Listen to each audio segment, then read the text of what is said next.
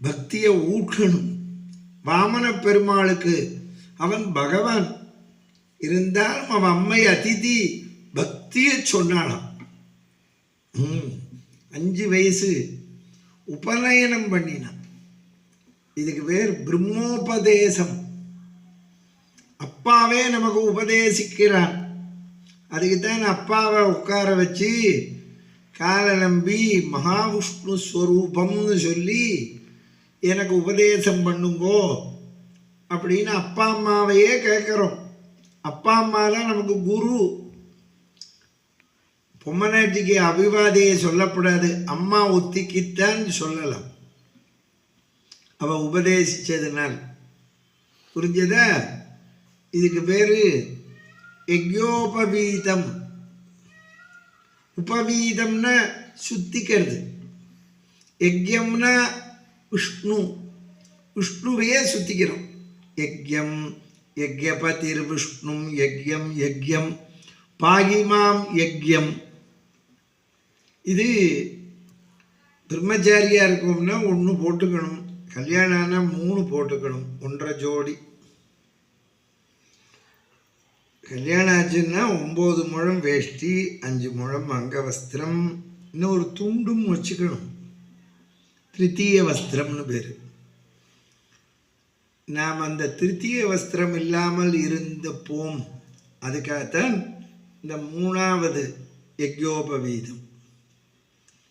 இது பூணல்னு தமிழில் சொல்லப்படாது, யஜ்யோபவீதம். இது நம்ம இந்திரியங்களில் போய் பட்டுவிடப்படாது, இடுப்பு வரைக்கும் தான் இருக்கணும். இது பிராமணன் பிறக்கிற போதே பிராமணன் இல்லை. ஜென்மனா ஜாயதே சூத்ரகா கர்மணா ஜாயதே த்விஜகா. பிறக்கிற போதும் நாமளும் சூத்திரன் தான். சூத்திரன்னா மட்டம் இல்லை. இது இந்த பிரம்மோபதேசம் ஆறுதனால் பிராமணன். அது தமிழில் நல்ல பதம்.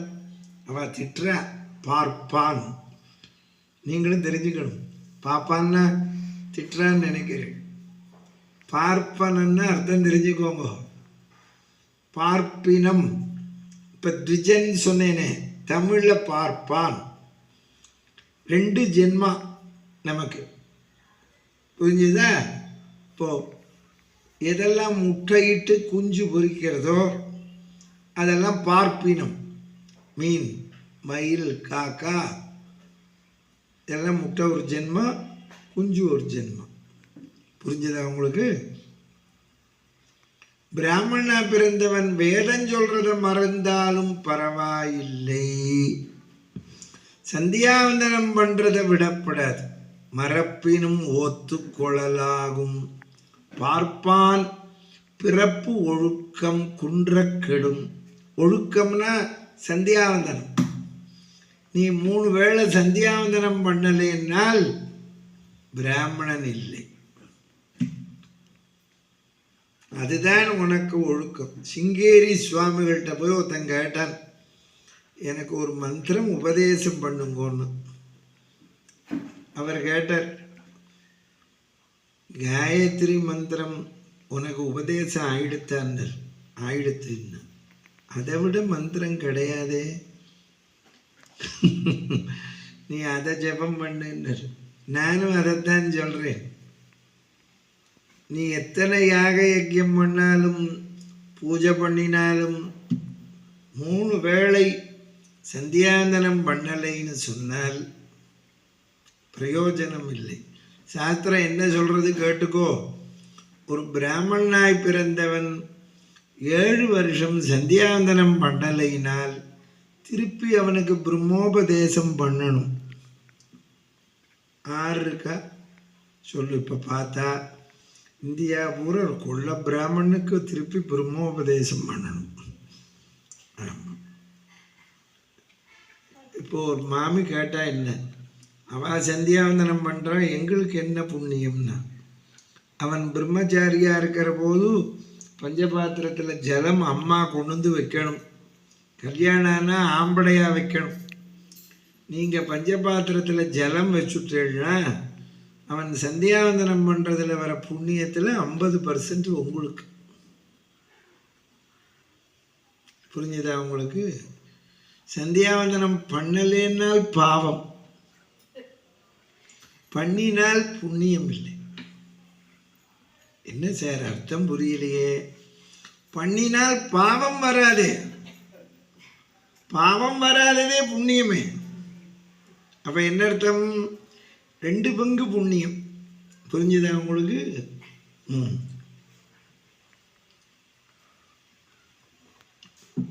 பிராமணா பிறந்தவன் இந்த யஜ்யோபவீதம் எப்பவும் இருக்கணும். தேவதா காரியம் சந்தியாவந்தனம் பண்ணுற போது பலம், பித்திருக்கர்மா பண்ணுற போது இடம், மனுஷ கர்மான்னு உண்டு. தெரியுமா? அது என்னன்னு தெரியாது. மனுஷ கர்மானா என்ன? தூங்குறது. ராத்திரி தூங்குற போது இந்த யஜ்யோபவீதத்தை இப்படி போட்டுக்கணும். ஆமாம், அப்போ பலமும் கூடாது, இடமும் கூடாது. இது இடைஞ்சலாக இருக்கேன்னு கழட்டி வச்சிடக்கூடாது. புரிஞ்சுதா உங்களுக்கு? ஆமாம், நீங்கள் தெரிஞ்சுக்கணும். பிராமணன் வஸ்திரம் இல்லாமல் கூட இருக்கலாம், பூணல் இல்லாமல் இருக்கப்படாது. ஏன்னு தெரிஞ்சுக்கோங்க. கல்யாணம் ஆச்சுன்னா ஆத்துக்காரி கர்ப்பம் தரிக்கிறாளே, அந்த கர்ப்பாதானம்னு பேர். அந்த தானம் பண்ணுற போது பூணல் இருக்கணும். ஏன்னா வஸ்திரம் இல்லாமல் இருப்போம். புரிஞ்சுதா உங்களுக்கு? அப்படி வச்சிருக்கா சாஸ்திரத்தில். திருக்காலம் சந்தியாவந்தனம் 3 வேளையும் குளிக்கணும், 3 வேளையும் மடி வஸ்திரம் வச்சுக்கணும், ஆச்சமனம் பண்ணணும். ஆச்சமனம் எப்பவுமே பண்ணணும்.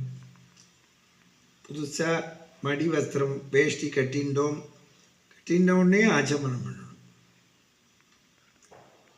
பாத்ரூம் போயிட்டு வந்தோம் பண்ணணும், எப்பவும் பண்ணணும். நம்ம இந்த இந்திரியத்தெல்லாம் இப்படி தொட்டுக்கிறோம் பார்த்தீங்களா? இதுக்காகத்தான் காத்தால மந்திரம் சொல்கிறோம். சூரியச்ச மாமன் எச்ச மன்யுபதச்ச, இந்திரியங்களை தொட்டுனுட்டேன் என்னை மன்னிச்சுரு. ஏன்னா கல்யாணம் ஆனால் ஆதிகாரி இந்திரியத்தையும் தொடுறோம், அதுக்காகத்தான். அப்புறம் மாத்தியானிகம் பண்ணுறோமே, அதில் என்ன சொல்கிறோம்? ஆப்ப புனந்து பிருத்திவீம். மாத்தூர்லேயும் இந்த மந்திரம் தானே, நான் பாட்டுக்கு தெரியாமல் சொல்லிவிட்டேன். எதுக்கு சொல்கிறோம்? கண்ட இடத்துல கொட்டிக்கிறேன் என்ன மன்னிச்சுரு. புரியுது? பார்க்குற இடத்துலாம் சாப்பிட்றோமே. சாயந்தரம் இந்த இந்திரியத்தை தொட்டுக்கிறேன்கிறோம். இப்போ நம்ம குளிச்சுட்டு வந்தாலே இந்த இந்திரியத்தெல்லாம் தொட்டுக்கிறோம், தொடக்கிறோம். அதனால தான் சூரியச்ச மாமன்யச்ச சொல்கிறோம். புரியுதா? ஆமாம். அதுக்கப்புறம் நம் இந்திரியத்தையே சுத்தம் பண்ணுறோம். கேசவா, நாராயணா, மாதவா, கோவிந்தா, இந்திரியத்திலேயே பகவானை கொண்டு வந்து வச்சு நம்ம இந்திரியத்தில் பகவானை குடிகொள்ள வைக்கிறோம். புரியுறதா உங்களுக்கு? இன்னும் ஒன்று, பிராமணா பிறந்தவன் ஜோசியமே பார்க்க வேண்டாம். இவன் ஜோசியம் சொல்லலாம். ஆதித்யன் தர்ப்பயாமி, சோமம் தர்ப்பயாமி. நவக்கிரகத்துக்கே பூஜை பண்ணுறோம், கேசவா நாராயணா பூஜை பண்ணுறோம். அப்புறம் எதுக்கு நீ ஜோசியம் பார்க்கணும்? நீங்கள் பார்க்கவே கூடாது. உங்களைத்தான் கண்டிக்கிறேன். காத்தால் எந்திரிந்தவுடனே மேஷராசி நேயர்களே அதை பார்த்துன்னு உட்காந்துருக்கு.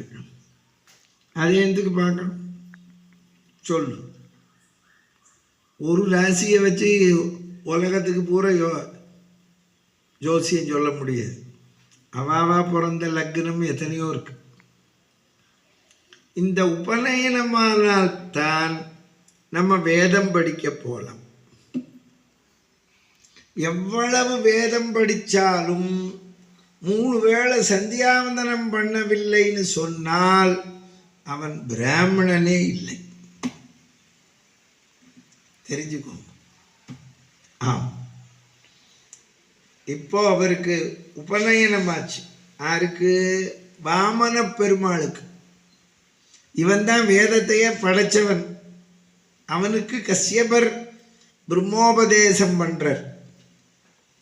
பரத்வாஜ மகரிஷிகிட்ட வேதங்கத்து தர அனுப்பினார். ஒரு ரிஷிகள் சரித்திரம் இருக்கு.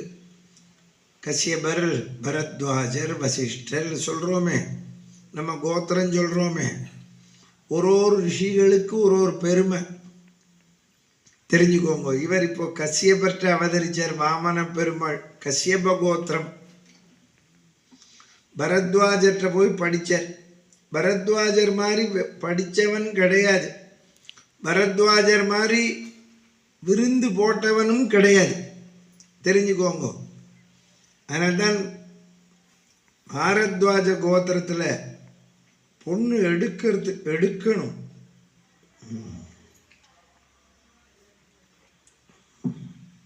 ஏன்னா அப்போ தான் நம்ம அதுக்கு பொண்டாட்டியாக கூட்டின்னு வந்தால் விருந்து போடுவான். புரிஞ்சதா? பரத்வாஜ மகரிஷி இந்திரனை கேட்டார், நான் வேதம் படிக்கணும் அப்படின்னு. ஆயசே உங்களுக்கு போகாது, இருப்பேன்னா 30,000 வருஷம் படித்தார். வேதம் எவ்வளவு இருக்குன்னு கேட்டார். படிக்கிறதுக்கு முன்னால் 3 மலையை காமிச்சார். அப்போ 3 தான் வேதம், படிங்க ஒன்று. 30,000 வருஷம் படித்தார். சர்டிஃபிகேட்டு கேட்டார். உடனே திருப்பி 3 மலையை காமிச்சான். இதுலேருந்து மணலை எடுத்து போடுங்கன்னு பிடிச்சபடி போட்டார். அதைத்தான் ஔவையார் சொன்னால், கற்றது கைமண் அளவு. கையளவு இல்லை, கைமண் அளவு. புரிஞ்சதா? நம்ம யாரும் எந்த சப்ஜெக்டும் தினமும் படிக்கணும். அதனால தான் நம்ம வீடு கட்டினாலே வாசல்ல என்னன்னு வைக்கிறேன்? படி. புரியுது? எங்கே பார்த்தாலும் படி தான். மாடி படி. படிக்கணும்னு அர்த்தம். படிச்சுட்டே இருக்கணும். ஆனால் நம்ம இந்த காலத்தில் என்ன சொல்கிறோம்? படித்து முடிச்சுட்டோங்கிறோம். ஒன்றுமே உருப்படியாக படிக்கலை, ஆனால் படித்து முடிச்சேங்கிறான். பிஎஸ்சி மேக்ஸ் படித்தேங்கிறான். எல்கேஜி குழந்தைக்கு கணக்கு சொல்லித்தர தெரியல. நம்ம படித்த லட்சணம் அவ்வளோதான். படிக்கணும். பரத்வாஜற்றை கொண்டு விட்டா வேதம் படிக்க. வேதம் படித்தார், அத்தியனம் பண்ணார். பகவான் யாச்சகம் பண்ண வந்தார். வேத பிராமணன் தான் யாச்சகம் பண்ணலாம். அவர் கொடை எடுத்துட்டார் கையில். இந்த கொடைக்குள்ள இருக்கார், அவ்வளவு குள்ளம். இவர் பிரம்மச்சாரியா வரார். இவர் பிரம்மச்சாரி இல்லையே, ஆல்ரெடி மேரீடு. மகாலட்சுமி மார்பில் வச்சுருக்கார். என் வலமார்பில் வாழுகின்ற மங்கையும் பல்லாண்டு. பெருமாள்கிட்ட கற்றுக்கோங்க. ஆத்துக்காரிக்கு இங்கே ஒரு இடத்த ஓப்பன் பண்ணி வலது மார்பில் வச்சுருக்கார். இங்கே வச்சுக்கல, இடது மார்பில். என்ன அங்கே ஹார்ட் இருக்குது.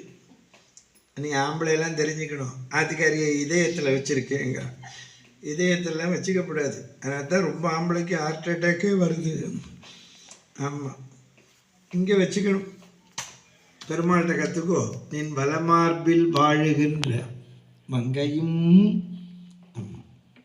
உபநயனம் 5 வயசு, 7 வயசு, 9 வயசு, 11 வயசில் தான் போடணும். அதுக்கப்புறம் போட்டு பிரயோஜனம் இல்லை. ஏன்னா காயத்ரி ஜெபிக்க மாட்டான். உனக்கு புரிகிறாப்பில் சொல்லணும்னா, பகதாத்து காயத்ரி வருவதற்குள் இந்த காயத்ரி வரணும். புரிஞ்சுக்கோ. அவர் இந்த யக்ஞோபவீதம் இப்படி வலது மார்பில் இடித்து நின்னது. அப்போ தான் பார்த்தார், இவளும் கூட வராளா, நம்ம மகாபலியை சமாளிக்க முடியாதுன்னு மாந்தோலை எடுத்து கட்டினர். அவளை மறைச்சார் மாந்தோலால். புரியுறதா உங்களுக்கு? அதுக்குத்தான் ஒருத்தர் வியாக்கியானம் பண்ணார். இந்த வாமனாவதாரத்தில் மாந்தோலை எடுத்து தாயாரை மறைச்ச அந்த தோஷம்தான் என்னவோ தெரில, ராமனா வந்தபோது மானையே கேட்டான்.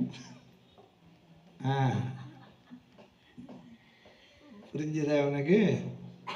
மாந்தோலை எடுத்தானே மறைச்சார். ஆமாம். அப்போது கொடை எடுத்துட்ட வரார். 33 கோடி தேவானும் கூட வர. குபேரன் அக்ஷய பாத்திரம் தரான். அன்னபூரணி அன்னம் போடுறா.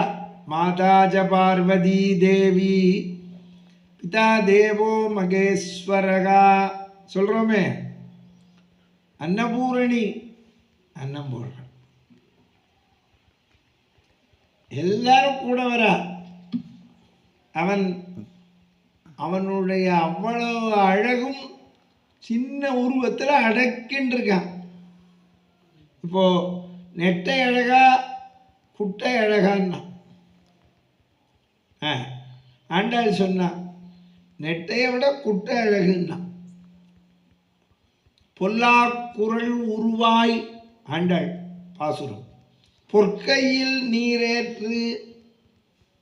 பெருமாள் மாமனா வந்தா எப்படின்னா, நல்ல ஒரு படி பசும்பால், கறந்த பால், பாக்கெட் பால் இல்லை, நமக்கு நேர கறக்கணும். அந்த பாலை அப்படி கல்கத்தா சட்டியில் போட்டு அந்த பாலை விட்டு பாதாம் பருப்பு, பிஸ்தா பருப்பு, முந்திரி பருப்பு எல்லாம் போட்டு அரைச்சி அதில் 2 மஞ்சள் பொடியும் போட்டு ஒரு படி பசும்பாலை அரைக்காப்படியாக சுண்ட காய்ச்சி குடித்தா அது எப்படி ருச்சிக்குமோ அந்த மாதிரி இருந்ததான் நெட்டையாக இருந்த பெருமாள் குட்டையா. எனக்கு மணச்சநல்லூரில் பஜனை மடம் இருக்குது திருச்சியில். நவம்பரில் ருக்மணி கல்யாணம் பண்ணுவேன், துளசி கல்யாணம். எங்கள் ஊருக்கு வாங்கோ. நான் லண்டன்லேருந்து ஒரு பாதாம் மிக்ஸு தயார் பண்ணது வரவழைப்பேன். அது இவ்வளவு பெருசு இருக்கும். பாலில் போட்டு கொடுப்பேன். தெரியுமா உங்களுக்கு? அந்த பாதாம் மிக்ஸுக்கு பேர் மார்ஜிபான்னு பேர். ஆமாம், சூப்பராக இருக்கும். நீங்கள் எங்கள் பஜனை மடம் வந்தால் தான் குடிக்கலாம். நவம்பர் 20, 21, 22 ருக்மணி கல்யாணம், துளசி கல்யாணம். எல்லாரும் வாங்குவோம். நம்ம அதில் தங்கலாம், என்ன ஊனு கழிக்கலாம். தெரியுமா? நீங்கள்லாம் பால் பாயசம் தானே சாப்பிட்ருக்க. நான் ஒரு பாயசம் போடுவேன் தெரியுமா? சாப்பிட்ருக்க மாட்டேன். அது கன்னட பிராமணன் தான் பண்ணுவோம். அப்பள கரத ಹಾಕಿದ பாயசம் தெரியுமா? அது சாப்பிட்டதில்லை. இந்த பாம்பே ரவை இருக்குது பாருங்க, அதை ஊற வச்சு இடித்து அதை இட்டு பொரித்து அதை உதுத்து அதை எண்ணெயில் போட்டு எடுத்து அதை பாலில் போட்டு சர்க்கரை போட்டு சூப்பராக இருக்கும். அதை அவள் தான் பண்ணுவாள், கன்னட பிராமணா தான். அப்பி பாயசம்பா ஷாட்டா அப்பள கரத ಹಾಕಿದ பாயச. சரியா? ஆமாம், எங்கள் ஊரில் உண்டு அது வருஷா வருஷம். எனக்கு ஊட்டாக தான் முக்கியம். ஆமாம், எல்லோரும் வந்தால் முதல்ல சாப்பிடணும். எனக்கு இந்த ஏகாதசி விரதமே பிடிக்காது. அது கன்னட பிராமணன் தான் இருப்பாள், மராட்டிக்கார. அது அப்புறம் பேசுவோம். முப்புரை நூலினன் முஞ்சியின் விஞ்சை கற்பதோர் நாவல் அனல் படுக்கையன். பிராமணன் வலது கையில் அக்னி இருக்கு. ஏன் தெரியுமா? பிரம்மச்சாரியா இருக்கிற போது சமிதாதானம் பண்றதுனாலும் கல்யாணம் ஆன உடனே உபாசனம் பண்றதுனாலும் அக்னி இருக்கு. தட்சிணே அஸ்தே அக்னிஹி. அதனால்தான் தமிழ்ல சொல்றான், நாவல் அனல் படுக்கையன். கொடக்குள்ள வரான் பகவான். 33 கோடி தேவாலும் கூட வரா. பெருமாள் படுத்துட்டான்னா ஆதிசேஷன் படுக்கையா இருப்பான், நின்றுட்டான்னா மரவடியா இருப்பான், நடந்தான்னா கொடையா இருப்பான். சென்றால் குடையாம். அவனுக்கு கொடையா இருக்கிறது யாரு? ஆதிசேஷன். ஆமாம், அதனால்தான் கொடை அப்படி இருக்கு வளைஞ்சி. இப்போ இந்த காலத்து கொடை இல்லை, இந்த தாழம்பூ கொடை இருக்க பாம்பு மாதிரியே இருக்கும். புரியுறதா உங்களுக்கு? இந்த கொடை அப்படி இருக்காது. இப்போ இந்த காலத்தில் வச்சிருக்கிற பட்டன் கொடை எல்லாம் அந்த மாதிரி இருக்கும். தாழம்பு கொடை எதுக்கு வச்சுக்கிறோம்னா, மழை பெஞ்சா தாக்காது, வெயில் அடித்தாலும் தாக்காது. ஆமாம், அது ரொம்ப கெட்டியாக இருக்கும். அது தூக்கின்னு வரதே கஷ்டம். அதை தூக்கிண்டு வரான். கொடைக்குள்ள இருக்கான், நடந்து வரான். வந்து நிற்கிறான் யாகசாலையில். யாகம் பண்ணி முடிச்சுட்டான் மகாபலி. பிரஜாபதையே இதம் நாமமானா. பிரஜாபதியே வந்துட்டான். அவன் எவ்வளோ பாக்கியசாலி பாருங்கோ. ஜெகநாதனே வர வந்து நிற்கிறான். ஆதிகாரியோட பிள்ளை நாட்டு பொண்ணோட சேவிக்கிறான்.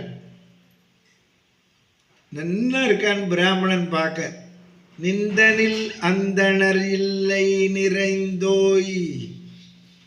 உன்ன மாதிரி பிராமணனை நான் பார்க்கவே இல்லை. 100 யாகம் பண்ணிட்டு இருக்கேனே, உன்ன மாதிரி பிராமணன் வரவே இல்லையே. எங்க வந்தான் சொல்லு. உன்ன மாதிரி பிராமணனே வரலையே. நீ எந்த ஊரு கேட்கறான். நிறைந்தோய், பூரணனே. அவன் தான் பரிபூரணன். நிறைந்தோய். பாரதி சொன்னா, பூமியில் எவருக்கும் அடிமை செய்யோம், பரிபூரணனுக்கு அடிமை செய்வோம். வியந்து எதிர்கொண்டான். ஆச்சரியப்படுறான். இப்படி ஒரு பிராமணனை பார்க்கலையே. அற்புதரே அறியும் சிற்பதம் ஒப்பதோர் மெய்கோடு சென்றான். ஆஹா, அற்புதம். இந்த பராபவ வருஷத்துக்கு பேர் ஒரு அர்த்தம் நல்லதுன்னு அர்த்தம், நல்ல அற்புதம்னு அர்த்தம், துன்பம்னு ஒரு அர்த்தம். துன்பம்னா துன்பம் போக்கும். இந்த வருஷத்துக்கு சேவிக்கிறேன். நீங்கள் யாரு? அவன் கேட்கவே பயப்படுறான். அப்படி தேஜஸ் பகவான். நம்ம பகவன் நாமாவை கேசவான்னு சொன்னா தேஜஸ் வருங்கிற போது கேசவனுக்கு தேஜஸ் இருக்காதா சொல்லு? வேதத்தை படைச்சவன், வேத வித்து அவன். இப்ப பாருங்க எப்படி வந்தானாம். கம்பன் சொல்றான், ஆலமர் வித்தன அரும் குரலானான். ஆலமரத்து வித மாதிரி வந்தானாம். புரியுறதா உனக்கு? ஆம், வாமன பெருமாளை கொண்டாடினால்தான் நாம் சௌக்கியமா இருப்போம். புரிஞ்சதா உங்களுக்கு? உங்க கேரளாவில் கொண்டாடுறீர்கள், எனக்கு ரொம்ப பிடிக்கும் கேரளா. ஏன்னால் வாமன பெருமாளை கும்பிடுறீர்கள், அதனால்தான் நீங்கள் உலகம் பூரா சௌக்கியமாக இருக்கீர்கள். கேரளாக்காரன் இல்லாத ஊரே கிடையாது, தெரியுமா உங்களுக்கு? அவன் எல்லா ஊர்லேயும் இருப்பான். பாமர பெருமாள் எவ்வளவு குட்டையோ அந்த மாதிரி தான் உங்கள் ஸ்டேட்டும் குட்டையாக இருக்கு. மேப்பில் பார்த்துருக்கீங்களோ? வாமன பெருமாள் எப்படி உலகத்தை அளந்தானோ அது மாதிரி நீங்கள் உலகம் பூரா இருக்கு. ஆமாம், எனக்கு ரொம்ப பிடிக்கும் கேரளாவில். அவன் டென்சிங்னு ஒருத்தன் எவரெஸ்டில் போய் கொடி நட்டான். அந்த கதை தெரியுமோ? கொடி நட்டவுடனே கைதட்டினான். அவன் தானே பேருக்கான் ஒருத்தன். அங்கே ஒருத்தன் சாயா வேணுமோன்னு கேட்டான். கேரளாக்காரன் டீ கடை வச்சிருக்கான். பார்த்தியா? காரணம் என்னன்னா வாமன பெருமாளை வணங்குறதுனால. நான் தமிழ்நாட்டிலேயே சொல்லுவேன், கேரளாக்காரன் மாதிரி வாமன பெருமாளை கும்பிடு, அப்போ தான் நீ உலகம் பூரா சௌக்கியமாக இருக்கலாம். ஓப்பனாக சொல்லுவேன், பயப்பட மாட்டேன். ஆமாம், சேவிக்கிறன். இந்த பெருமாள் கொடைக்குள்ள இருக்கார். ஆலமரத்து விதை மாதிரி வந்தாராம்.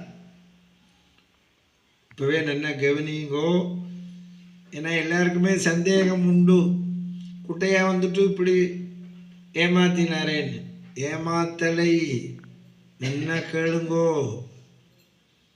அவன் ஏமாத்துறான். ஆலமரத்து விதை மாதிரி வந்தான். நீங்கள் யார் கேட்கிறான். பகவான் பதில் சொல்றான்.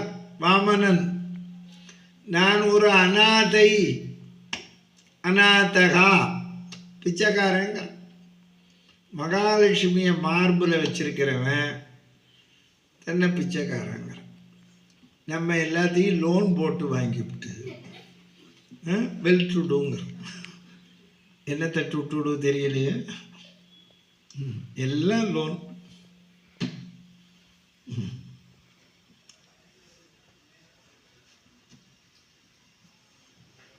இல்லைன்னா தாத்தா பாட்டி வச்ச சொத்து. புரியுது? நம்ம பிறக்கிற போதே சம்பாதிச்சோமா? சொல்லு. இங்கே இருக்கா தாயார், அவன் அநாதைங்கிறான். அநாதைன்னா என்ன அர்த்தம்? பிச்சைக்காரன் ஒரு அர்த்தம். இன்னொரு அர்த்தம் தெரிஞ்சுக்கோ. ஆ நாதகா, ஆனா இல்லைன்னு ஒரு அர்த்தம். ஆனா விஷ்ணுன்னு அர்த்தம். நான் தான் ஜெகநாதன்கிறான். நாத ஹரே ஜெகநாத ஹரே. அஷ்டபதியில் பாடுறோமே, சீதா தீராதா வாசகரே நாத ஹரே.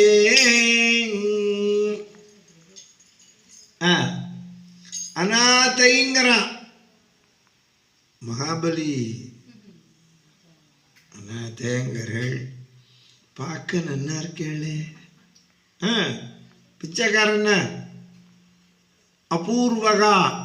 அநாதையிலையும் நான் பிச்சைக்காரன்லையும் அபூர்வமான பிச்சைக்காரங்க.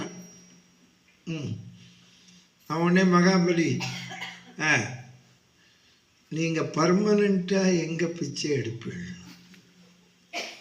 பெருமாள் பர்மனண்ட் பிச்சைக்காரன் யார் தெரியுமோ? அன்னாட பிச்சைக்காரன் தெரியுமா உங்களுக்கு? பர்மனண்ட் பிச்சைக்காரன் 1ஆம் தேதி சம்பளம் வாங்குறவன்.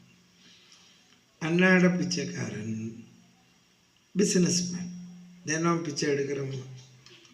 நம்ம இதுலேயும் தெரிஞ்சுக்கோங்க, நம்ம எல்லாருமே பிச்சைக்காரன். ஒருத்தன் இன்ஜினியர் பிச்சைக்காரன், ஒருத்தன் டாக்டர் பிச்சைக்காரன், ஒருத்தன் வக்கீல் பிச்சைக்காரன், இப்போ நான் ராமாயணம் சொல்கிற பிச்சைக்காரன், ஒருத்தன் முதல் மந்திரி பிச்சைக்காரன், ஒருத்தன் பிரதம மந்திரி பிச்சைக்காரன். தானே எல்லாரும் பிச்சைக்காரன் தானே? இப்போ பாருங்க, நம்ம கேஸு கிடைக்கல, பிச்சை எடுக்கிற முடியும் சொல்லு. நம்ம இன்னும் தட்டு தானே பிச்சை எடுக்கிறோம். இல்லை தெரிஞ்சுக்கோ. அதுவும் ஆம்பளையா பிறந்த பக்கா பிச்சைக்காரன்.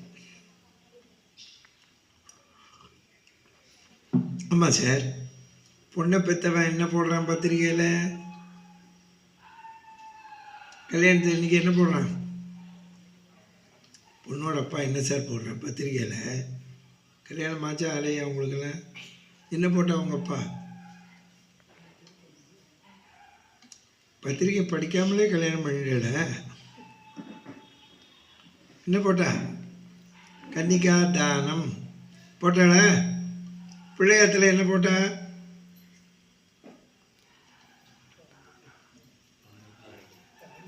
பாணி கிரகணம். பாணி கிரகணமாக போடுறது கன்னிகா தானம். அப்படின்னா பையனாத்தில் என்ன பண்ணணும்? கன்னியை பிச்சை எடுத்தல். இப்படி தானே போடணும். பாரு, பொண்ணு அவள் அம்மா அப்பா மடியில் உட்காண்டிருக்கா, பொண்ணு கை மேலே இருக்கு. ஆம்பளை பையனை பெற்ற அவள் அப்பா அம்மா நின்றுருக்கா. பையன் இப்படி வாங்குறான். நம்ம ஆம்பளையா பிறந்தா இப்போ ரொம்ப பிரமாதம் நினச்சிருக்கோ. ஃபஸ்ட்டு பிச்சைக்காரன். புரிஞ்சுதா உனக்கு? அனாதைங்கிற பார்க்கணுன்னா இருக்கேன்னா அபூர்வகா பர்மனண்ட்டாக எங்கே பிச்சை எடுப்பேன்னா. நான் ஒரு தடவை காரில் போயிருந்தேன் ஒரு பணக்கார பிச்சைக்காரனோட. அப்போது ஒருத்தன் சிக்னலில் கார் நின்னது, ஒருத்தன் பிச்சை அடித்தான். இவர் கத்தினர், இன்னும் இங்கெல்லாம் சிக்னலில் பிச்சை எடுக்கிறாரு, நீங்கள் இஷ்டமாக இருந்தால் போடுங்க, இல்லைன்னா வாயை மூடின்வாங்க. நான் 10 ரூபா போட்டேன். அவரும் ஃபோன் பண்ணுறார், சரி நீங்கள் அனுப்பிச்சுருங்கோ, நான் செக் அனுப்புகிறேன். நான் உடனே அவரை கேட்டேன், இப்போ நீ ஃபோனில் என்ன பண்ண? நீ பிச்சை தானே எடுத்த, நீ ஏசி காரில் உட்காந்து பிச்சை எடுக்கிற, அவன் வெயிலில் நின்றுட்டு எடுக்கிற, என்னடா வித்தியாசம்னு? நீ 10,000 ரூபாய்க்கு 50,000க்கு எடுக்கிற, அவன் 10 ரூபாய்க்கு எடுக்கிறான். இப்போ வரைய நான் நீ காரை விட்டு இறங்கி அந்த பிச்சைக்காரனை கூட்டின்னு போவோம், அவனுக்கு பேங்கில் எவ்வளோ இருக்குன்னு கேட்போமா? அவன் 2 லட்சம் வச்சுருக்கான், உனக்கு எனக்கு 2 லட்சம் கடன் தான் இருக்குது. தெரிஞ்சுக்கோங்க, பிச்சைக்காரன் வசதி, கடன்காரன் மாட்டோம். இப்போ நான் உஞ்சவர்த்தி வரேனே, பிச்சை தானே எடுக்கிறேன் ஹரிநாராயணன். அந்த அரிசி பருப்பு வெல்லம் பணம் எல்லாம் என்ன சேர்ந்தது தெரியுமா உங்களுக்கு? இப்போ நான் இங்கே தங்கி இருக்கேன், அந்த பையன்கிட்ட போய் ஸ்ரீராம் எனக்கு ஒரு 10,000 ரூபா கொடுன்னேன்னா 10,000 வாங்கினா கடன். புரிஞ்சுதா? அதே நான் உஞ்சவர்த்தி வரும்போது அவன் 10,000 போட்டான்னு வச்சுக்காட்டே பாத்திரத்தில், அது என்னோடது. புரிஞ்சுதா உங்களுக்கு? நான் பிச்சை எடுக்கிறேன்னு. அப்போ பிச்சை எடுத்தா நம்மளோடது. அதனால தான் இப்போ சொன்னேன், கன்னிகா தானம்னா கன்னியை பிச்சை எடுத்தல்னு போடணும். பிச்சை எடுக்கிறோம், அதனால தான் பொண்டாட்டி நம்மளோடது. புரிஞ்சுதா உனக்கு? தெரிஞ்சுக்கோ. கொஞ்சம் உபநேசம் கஷ்டமாக தான் இருக்கும். அநாதகா அபூர்வகாங்கிறான். நல்லா கேளுங்க. இப்போ இந்த பெருமாள் இருக்கானே மகா திருடன், சங்கு சக்கர கதாதாரியா பக்கத்தில் நிற்கிற சுக்கராச்சாரியாருக்கு காட்சி தரான். எவ்வளோ பெரிய திருடன் பாருங்க. ஏ மகாபலி, இங்கே வாடா. என்ன குருவே? வந்தவன் பரமாத்மாடா. என்ன சொல்றேன்? உன் முப்பாட்டன் இரணிகசிபுவை சம்ஹாரம் பண்ண தூணை பிளந்துண்டு ஒரு சிங்கம் வந்ததேடா சிரிச்சுண்டு. அந்த சிங்கத்தோட சிரிப்பை இந்த உதட்டில் பார்க்குறேன். அவன் உடனே சொன்னான், குருவே, இன்னும் வந்த பிராமணன் என்ன வேணும்னே கேட்கல. அவர் தலையில் அடிச்சுட்டு, போய் கேளு, உன் தலையெழுத்த மாற்ற முடியாது. ஆத்துக்காரியோட போய் சேவிச்சேன். வாமன பிராமணரே, உமக்கு என்ன வேணும்? ஆத்துக்காரியை பார்த்தான், பாத பூஜை பண்ணினான். என்ன வேணும்? அவர் சொல்றார், மூவடி மண்ணுண்டேல் அருள் சிந்தை உவந்து எதிர் என் செய்ய என்றான். அந்தணன் மூவடி மண் அருள் உண்டேல் வெந்திரலாய் இது வேண்டும். 3 அடி மண்குடு அது போதும் அப்படின்னா. இதை கேட்டவுடனே சுக்கராச்சாரியார் கூப்பிட்டார் மகாபலியை, இங்கே வா. என்னன்னா, வந்தவன் பிராமணன் இல்லைன்னு தெரிஞ்சுண்டையான்னு. என்ன சொல்றீர்? அவன் பகவான்ரா. உனக்கு புரியலையே, உன்னை ஏமாத்துறான். என்ன சொல்றேன்? 3 அடி மண் கொடு போதுங்கிறான். எந்த பாப்பாண்டா போதும்னு சொல்லு?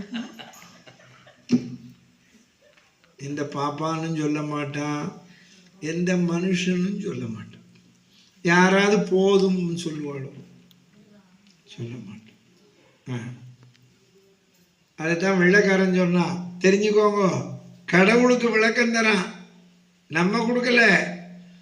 What is the difference between man and God? மேன்னா ஆறு?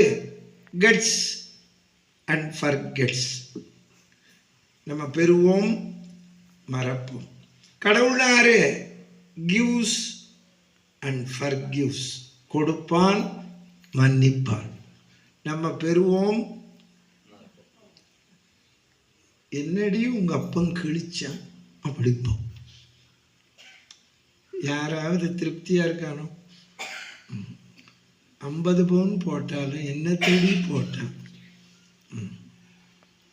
மாப்பிள்ளைக்கு ரிட்டையர் ஆகிட்டோமேனு தீபாவளிக்கு 40% தள்ளுபடியில் ஒரு வேஷ்டி, பொண்ணுக்கு ஒரு புடவை எடுத்துன்னு வந்து கொடுக்குறாரு. பேரம் பேத்திக்கிட்டு இது என்னடி வேட்டி, தெவஸ்துக்கு தர மாதிரி தர சொல்கிறான்ல.